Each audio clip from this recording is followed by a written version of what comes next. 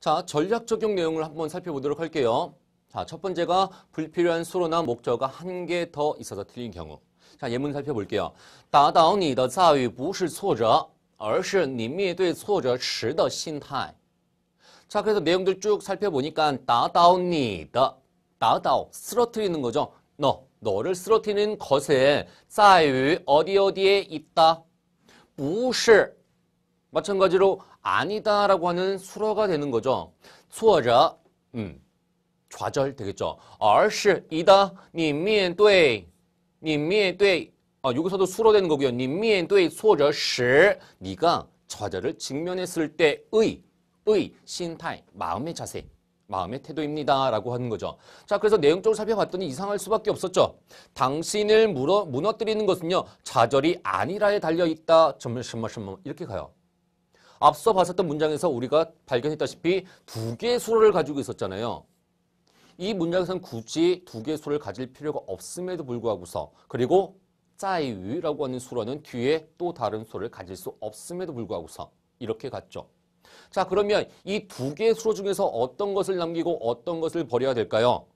자, 이렇게 고쳐야 되니까 당신을 무너뜨리는 것은 좌절이 아니라 뒤에 而是무엇입니다 라고 하는 내용으로 고쳐주셔야 하기 때문에 앞서 있는 在于라고 하는 수로를 빼주셔야 되죠. 그래서 应该改成这样打倒你的不是挫折而是你面对挫折时的心态 이렇게 해서 不是 A 而是 B 구조로 만들어주시는 거죠. 不是 A 而是 B는 뭔가요? 즉, 그렇죠. B를 강조하는 문형인 거죠. 我不是韩国人而是中国人 나는 한국인 아닙니다. 중국인입니다. 라고 하는 문장. 자, 두 번째 예문 볼게요. 时间过得真快一晃都毕业学校10年了 자, 时间过得真快 시간 참 빠르다라는 의미로 가는 거죠. 그래서 동사 뒤에 더자 왔고 그 뒤로 보어들이 이어지니까 정도 보어 표현. 그래서 그 다음 이황 하게 되면요. 이렇게 한번 흔들은 거예요. 그러니까 어느덧 순식간에 또 毕业 수로 되겠죠. 졸업을 했어요. 学校 목적어 되겠죠. 10年了 보어 되겠죠. 자, 이 부분이 이상하죠. 뭐가 이상한 거요? 어느덧 졸업한 지 학교를 10년이 되었다. 학교를 졸업한 지. 자, 이 내용은 일단 어떻게 고치면 좋냐? 어느덧 졸업한 지 10년이 되었다. 일단 졸업이라고 하는 이 B에 눈여겨보실 필요가 있죠. 졸업은 우리 대체적으로 학교 졸업할 때만 써요. 그러니까 뒤에 굳이 학교라고 하는 목적어를 쓸 필요도 없고요. 그리고 B의 이 동사 뭔가요? 그렇죠. 이합동사. 우리 앞서 봤었던 见面과 같이 수로 목적 구성되어 있는 이합동사예요. 그러니까 뒤에는 또 다른 목적어가 올 수 없죠. B에는 이런 식으로 보어, 10년이라고 하는 보어는 올 수 있을지언정 그 뒤에 또 다른 목적어는 올 수가 없죠. 그렇기 때문에 이 문장은 당연히 틀릴 수밖에 없다라고 보시면 되겠죠. 그래서 应该改成这样时间过得真快一晃都毕业10年了 10年了 이렇게 말이죠. 자, 그리고 이 또는 여러분들이 알고 있는 모두라는 의미가 아니에요. 또 什么什么了로 가요. 그렇기 때문에 이미 벌써라고 하는 또는 모두 다라는 의미 외에도 이미 벌써, 즉 이징과 같은 의미를 가지고 있는 부사 용법도 있죠. 이것도 같이 알아두세요. 자, 두 번째로는 주어나 수어가 없어서 틀린 경우 첫 번째 예문을 볼게요.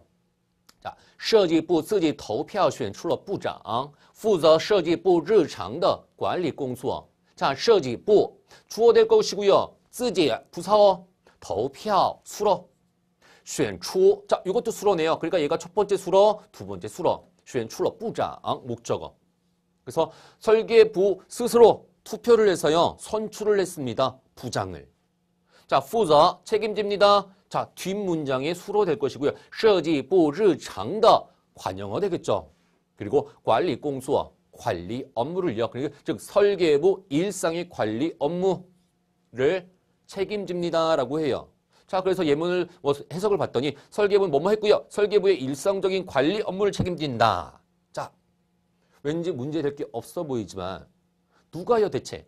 누가 책임을 집니까? 이 목적어들을 도대체 누가 책임을 지냐고요. 앞에 나와서 있던 주어라고 하는 것은 설계부라고 하는 주어는 나왔지만 그 외적인 주어는 나오지 않았죠. 설계부가 어떤 관리 업무를 책임질 수는 없겠죠. 자, 그러니까 주어가 생략되어 있는 문장이라고 볼 수밖에 없어요. 그래서 설계부는 뭐뭐 했고요. 이 팀장, 성씨이가 아니고 이 팀장, 지금 여기서 부장이라고 하는 부장, 팀장을 뽑았다고 했잖아요. 그래서 이 팀장은 설계부의 일상적인 관리 업무를 책임진다라고 해서 주어를 첨가해 주셔야겠죠. 그러니까 应该改成这样。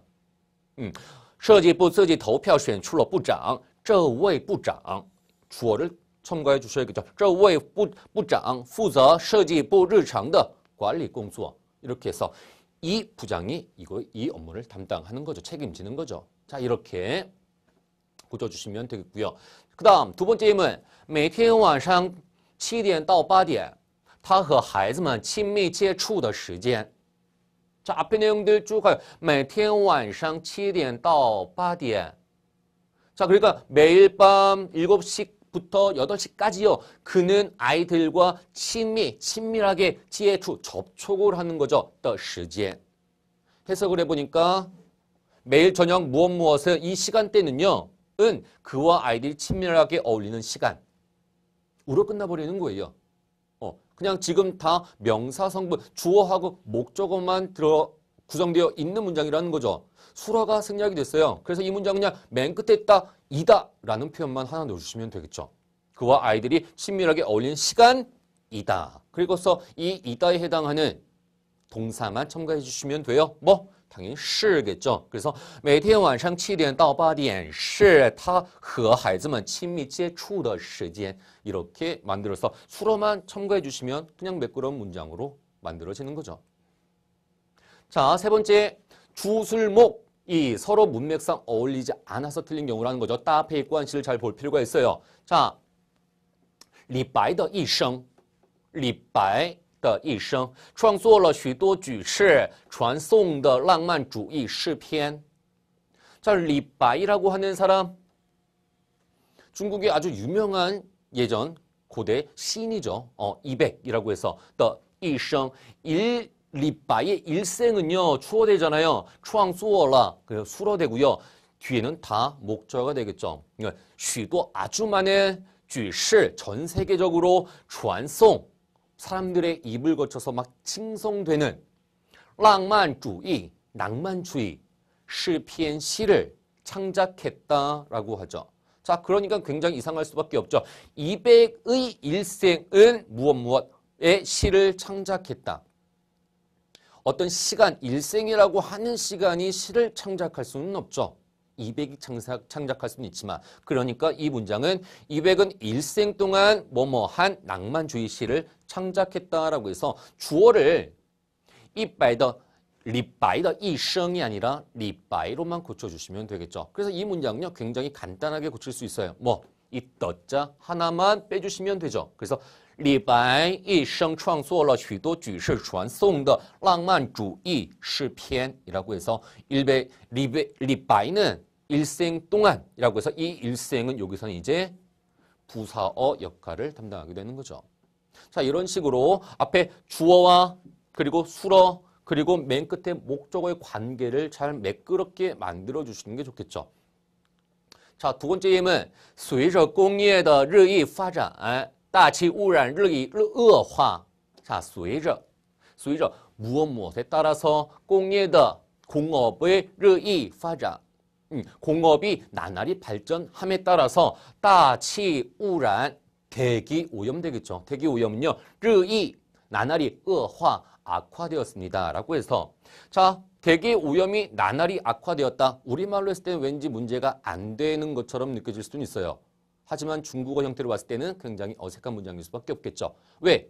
대기 오염이라고 하는 내용은요. 악화된다라는 표현이 아니라 심각해진다라는 표현으로 쓰여야 되기 때문에 그렇죠. 그래서 이恶化라고 하는 이 형용사 표현 중국에서는요. 어떤 상황, 어떤 품질 이런 것들이 나빠졌을 때 쓰이는 형용사가 恶化가 되기 때문에 대기 오염과는 상관이 없는 형용사, 즉 따페이 관시, 조합관계가 맞지 않다라는 거죠.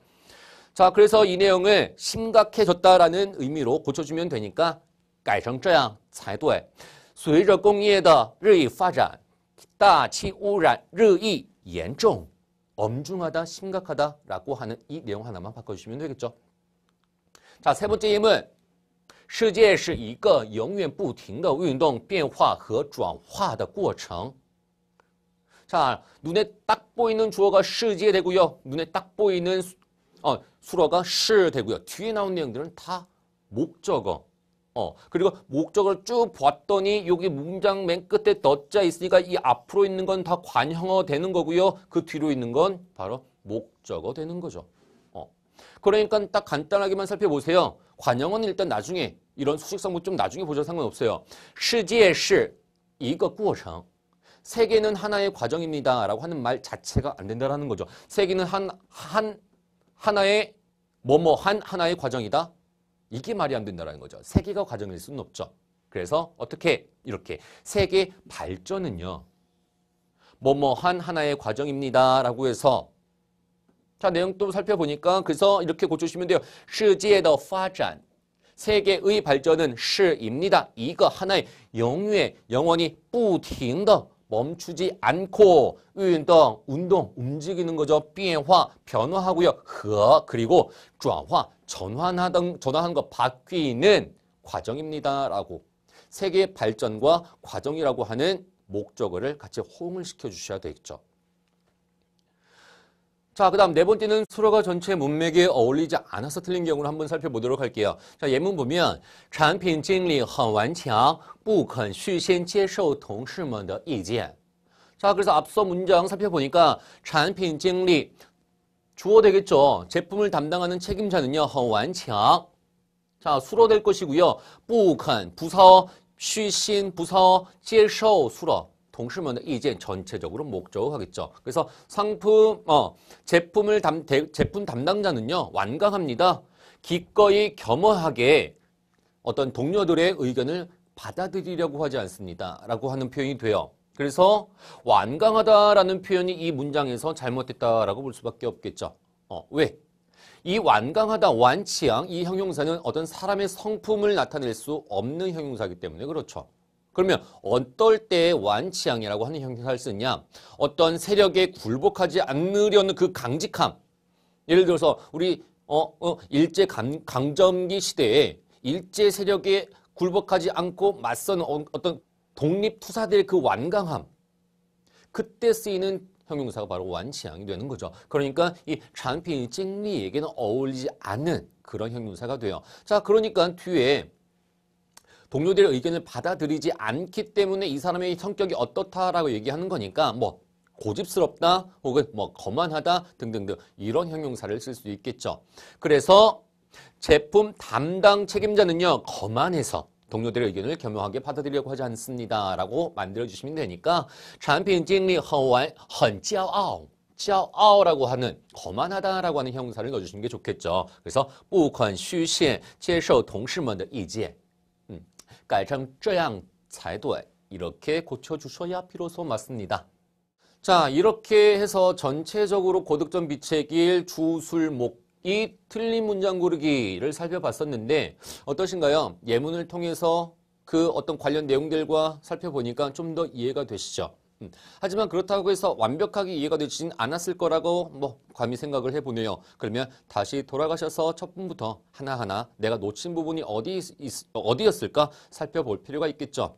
자, 마지막으로 저와 함께 총정리 한번 해보도록 할게요. 간단하게. 자, 첫 번째가 불필요한 수로나 목적어 한 개 더 있어서 틀린 경우라고 말씀드렸었죠. 없어도 되는데 굳이. 자, 두 번째는 주어나 수로가 없어서 틀린 경우 있어야 하는데 아까도 말씀드렸다시피 수로가 없는 문장은 없어요.